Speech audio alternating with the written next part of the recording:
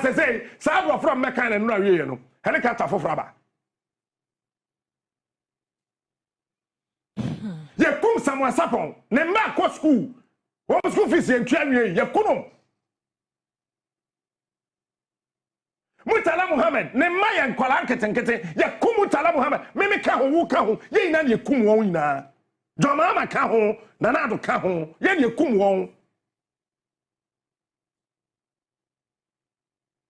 All because that particular helicopter lacked critical systems. But sabe pass seminti ye see from no. As a pilot for no baby omo fasi. Ti me ya me call them bisa say meet me pilot now dey buy no. Akasa. No say Annie. Is there anything I want to know? Any security thing? Well, they were asking a lot of questions because someone tells us, we are passenger, also person on the pilot, Kasa. I insisted. The pilot was an American. And so by the way, said, "Oh, you then to be maneuver through that turbulence."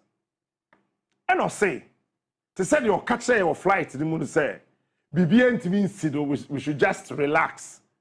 No. There are systems and applicable mechanisms. Our flight to the moon say ebetia to forma or what you be near entin to form say or kosro na bibi or what between hana and what you to stabilize no or check besane me na minimo do okay na sokra na mentiase na say are you eti enra Captain no kasa answer na my dream call my first trip to Singapore with J. Kufuor. And it was a critical helicopter na a ton thrower na a American chancing. A ton thrower helicopter na 2 yano na a ton thrower. I did the one say engineer starting manager so. Rota na to be a channel home my helicopter to offer him. But I did be a bit me a bo helicopter and kasa home by any ni pet no na Ghana ye nibi. Ebushafo ye ni nyansa na se den haye. Eno me hwade da me koko. Eba na se ho na bebusa question nyama me. Na journalist bi me did to mitimba bi rafi.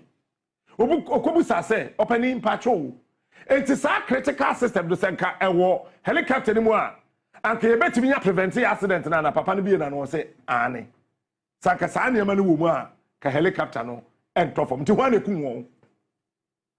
Me ka bibi ase me ye won amabusuafo na wunu mu baako egwa kwakwache onobo Samuel Sapon yerechi me ye siwa ban because this is murder.